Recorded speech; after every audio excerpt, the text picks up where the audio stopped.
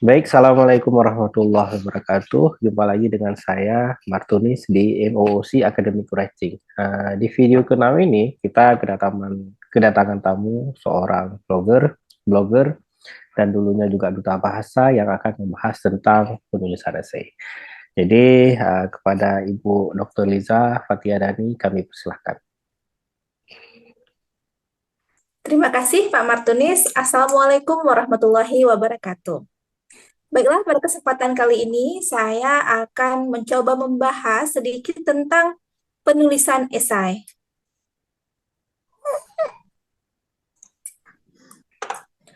Jadi pada kesempatan kali ini kita akan membahas tentang yang pertama konsep esai, yaitu pengertian, tujuan, manfaat, ciri-ciri, dan jenis-jenis esai.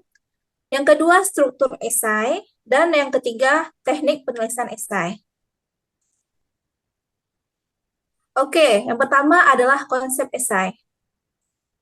Jadi, esai itu adalah uraian tulisan yang membicarakan tentang bermacam ragam masalah, baik politik, hukum, pertanian, dan sebagainya. Esai itu tidak tersusun secara teratur, tetapi ada garis besar yang dapat dipetik dari bermacam tulisan yang diutarakan. Jadi, pengertian ini menurut H.B. Yasin.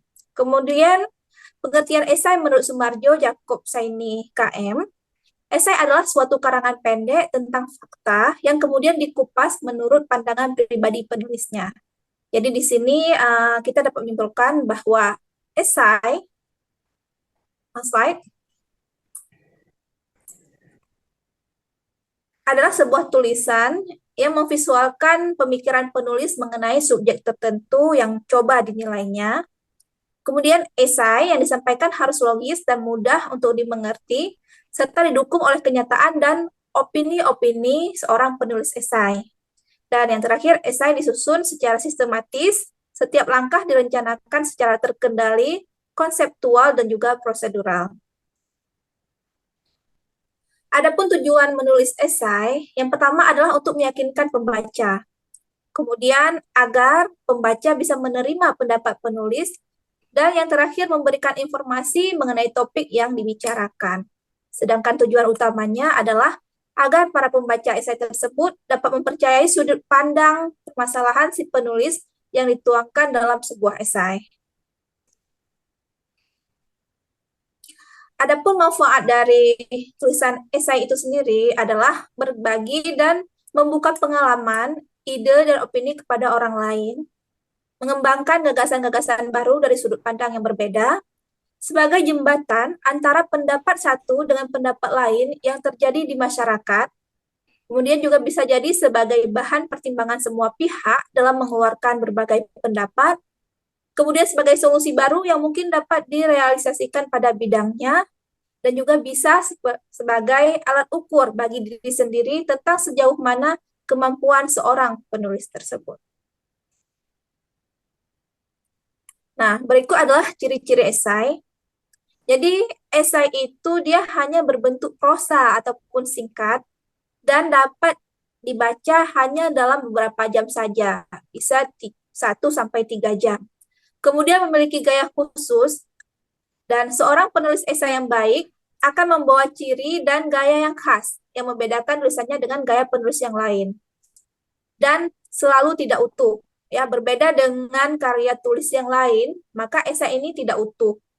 Penulis akan memilih segi-segi yang penting dan menarik dari objek dan subjek yang hendak ditulis. Kemudian esai juga memiliki unsur, ya unsurnya itu ada 3 struktur umum, yaitu pendahuluan, isi, dan juga penutup. Kemudian memiliki nada dan bersifat personal ataupun pribadi. Jadi ciri personal dalam penulisan esai adalah pengungkapan penulis sendiri tentang pandangannya, sikapnya, dan pemikirannya kepada pembaca. Kemudian esai itu juga memenuhi keutuhan penulisan. Esai harus memiliki kesatuan yang memenuhi syarat penulisan, mulai dari pendahuluan, pengembangan, sampai ke pengakhiran. Nah, adapun jenis-jenis esai, itu ada beberapa ya. Yang pertama adalah esai deskriptif, yang menggambarkan suatu keadaan yang mencakup opini si penulis, kemudian esai personal ataupun esai pribadi, esai cukilan, esai tajuk, esai reflektif, dan esai kritik. Nah, esai deskriptif itu menuliskan subjek atau objek apa saja yang menarik perhatian si penulis, misalnya pantai, rumah, sepatu, dan lain-lain. Sedangkan esai pribadi itu bercerita tentang dirinya sendiri dalam esai tersebut. Dengan jelas, penulis mengungkapkan pendapatnya tentang isu yang menarik perhatiannya. Dan biasanya esai pribadi ini bisa kita temukan pada blog-blog atau pada kolom-kolom tertentu. Kemudian esai cukilan itu memperbolehkan penulis membeberkan atau menceritakan beberapa segi dari kehidupan seseorang kepada pembaca. Ada juga esai tajuk, yaitu esai yang menyatakan pandangan dan sikap majalah atau surat kabar terhadap isu tertentu. Jadi ini bisa kita temukan pada majalah ataupun surat kabar. Kemudian ada juga esai reflektif, esai yang membahas suatu isu atau topik dengan sungguh-sungguh dan penjelasan yang dalam dan berhubungan dengan kehidupan seperti kebijakan pemerintah, isu politik, dan pendidikan untuk dijadikan sebuah perenungan kepada pembaca. Kemudian esai kritis yang berisi pembahasan penulis kepada suatu uraian seni, misalnya sebuah film maupun lukisan. Jadi ini adalah mengkritisi sebuah film ataupun lukisan. Adapun struktur-struktur esai ataupun bagian esai, jadi kita bisa membayangkan esai itu layaknya sebuah hamburger, di mana ada roti paling atas, itu merupakan paragraf pengantar ataupun pendahuluan. Kemudian isi dari hamburger itu adalah paragraf isi. Jadi isinya kan banyak, ada daging, selada, kemudian ada mayonaise, saus, dan lain sebagainya. Kemudian yang terakhir, roti yang paling terakhir itu adalah paragraf penutup ataupun kesimpulan. Jadi untuk struktur esai bisa kita bayangkan seperti sebuah hamburger ya. Nah, pendahuluan merupakan pengantar kepada pembaca untuk memahami topik yang akan dibahas, sehingga nantinya para pembaca lebih mudah untuk memahami isi dari esai. Jadi, pada pendahuluan itu terdapat suatu masalah yang diperoleh dan ingin dipecah. Kemudian juga terdapat istilah-istilah teknis yang akan digunakan dalam penulisan esai. Kemudian ada juga pembatasan asumsi, di mana di situ penulis mengidentifikasi asumsi yang mengandung masalah yang akan dibahas, dan juga ada tujuan penulisan, yaitu sesuatu yang ingin diselesaikan dari masalah tersebut. Misalnya sekarang kita lagi wabah polio. Jadi masalah yang kita angkat adalah wabah dari polio. Jadi pada pendahuluan ini kita bisa mungkin mengkilas balik tentang Indonesia yang sudah bebas polio, namun sekarang sudah muncul kembali kasus polio itu sendiri. Oke, lanjut. Nah, pada isi ataupun pembahasan juga disebut dengan body paragraph, berisi sekumpulan paragraf yang menguraikan gagasan pokok pada paragraf pengantar dengan pendapat, pikiran, pendirian, penilaian, kemudian juga analisis, interpretasi, pembahasan yang bertujuan menjelaskan topik atau pokok masalah yang sudah dikemukakan pada bagian pendahuluan. Nah, pada bagian isi ini, penulis dapat menggambarkan opininya yang ada di kepala sang penulis untuk dituangkan secara kronologis atau berurutan sesuai dengan ide yang telah disusun dalam kerangka kerja sebuah esai. Nah, ini dia, ya. Contohnya ini teknik penulisan paragraf atau pembahasan. Jadi paling atas itu kita bisa memberi contoh ataupun ilusi. Kita juga bisa menganalisis atau mencari sebab akibat. Kemudian lanjut pada paragraf berikutnya, kita bisa menguraikan secara kronologis dari masalah tersebut.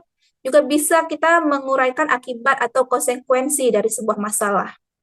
Kemudian pada paragraf yang ketiga, kita bisa mengidentifikasi istilah-istilah yang berkaitan dan menerapkan bagaimana cara kerja atau fungsinya.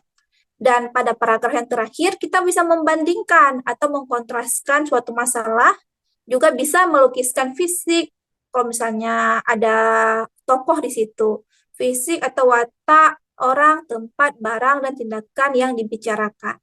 Jadi pada paragraf pembahasan atau isi bisa sebanyak 3 atau 4 paragraf di situ kita tulis. Dan pada penutup, nah penutup ini juga disebut dengan kesimpulan, itu berisi simpulan atau ringkasan dari hal-hal penting yang telah dikemukakan. Unsur bagian penutup esai yaitu kesimpulan, saran, dan daftar pustaka ataupun referensi. Nah, adapun hal-hal yang harus diperhatikan dalam penulisan paragraf penutup adalah, yang pertama jangan mengulang uraian yang terdapat pada bagian isi.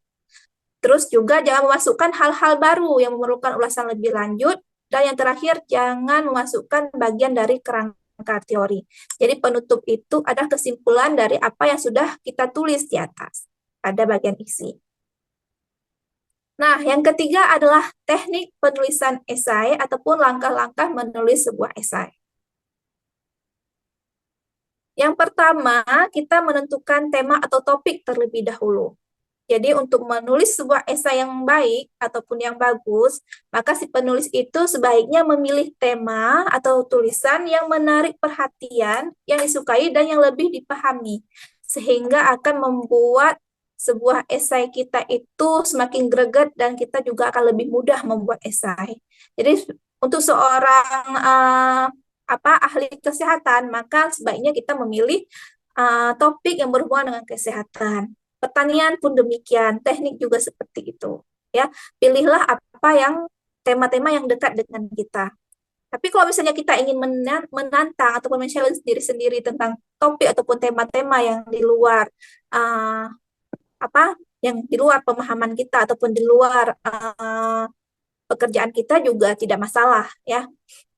Tapi akan lebih mudah membuat esai itu sesuai dengan topik-topik yang menarik perhatian ataupun disukai. Kemudian kita juga menentukan tujuan. Ya, tujuan menulis esai itu harus diperhatikan agar tulisan lebih menjadi terarah ataupun fokus. Selanjutnya, merumuskan masalah. Jadi kita juga pada menulis esai itu kita rumuskan dulu. Ya, kita analisis apa yang akan diangkat dalam tema ataupun topik yang akan ditulis. Dan yang keempat itu yang paling penting ya untuk memudahkan penulis yaitu membuat outline ataupun kerangka tulisan. Outline disusun untuk memastikan apakah semua ide yang ditulis cukup lengkap, kohesif, dan disusun secara sistematis.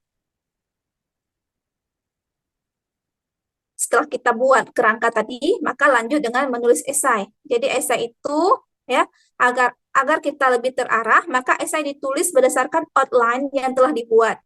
Jadi ikutilah struktur kerangka saat menulis esai secara sistematis, memperhatikan bagian pendahuluan, isi, dan penutup. Juga perhatikan penggunaan ejaan, tanda baca, dan diksi yang baik. Gunakan kalimat efektif dan juga paragraf yang baik. Jadi saat menulis esai, ya satu hal yang harus Bapak Ibu yang pahami bahwa jangan mengedit ketika menulis. Ya, jadi tulis terus sampai selesai, baru terakhir nanti setelah selesai kita lakukan review dan juga revisi. Jadi di sini kita bisa membaca ulang dan memperbaiki apabila dirasa ada yang kurang tepat. Juga di sini juga setelah kita review dan revisi, kita juga bisa meminta bantuan teman kita untuk proofreading. Ya, kira-kira kalimat yang kita tulis sudah tepat atau belum, kemudian ide-ide yang kita sampaikan pada esai tersebut sudah masuk di pikiran si pembaca ataupun yang proofreading tersebut ataupun belum. Gitu. Lanjut. Nah, ada beberapa ketentuan dalam menulis esai. Yang pertama, naskah esai itu harus asli, bukan terjemahan, saduran, atau mengambil karya yang sudah ada, ataupun self-plagiarism. Penulisan esai menekankan pada aspek originalitas pemikiran. Terus esai ini dikerjakan secara individu, ya yang namanya juga opini si penulis, maka dikerjakan oleh si penulis itu sendiri. Dan isi esai harus sesuai dengan tema dan terdiri dari 3 bagian, yaitu pendahuluan, isi, dan penutup. Oke, itu saja pembahasan ataupun sharing sedikit dari saya tentang penulisan esai. Terima kasih atas perhatiannya. Demikianlah. Wassalamualaikum warahmatullahi wabarakatuh. Waalaikumsalam warahmatullahi wabarakatuh. Terima kasih Ibu Liza atas presentasinya tentang dan penjelasannya tentang teknik penulisan esai. Untuk video ke-6 ini saja saya rasa. Sampai jumpa di video-video selanjutnya. Terima kasih atas perhatian. Assalamualaikum warahmatullahi wabarakatuh.